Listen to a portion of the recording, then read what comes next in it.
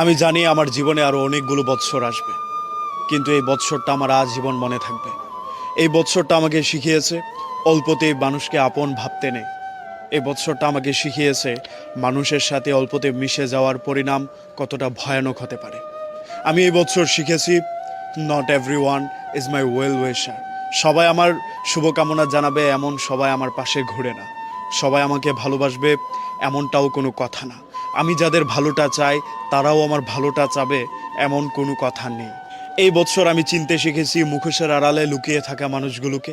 এই বছর আমাকে শিখিয়েছে মানুষের উপকারের প্রতিদান কতটা নিদারুণভাবে ফেরত দেয়।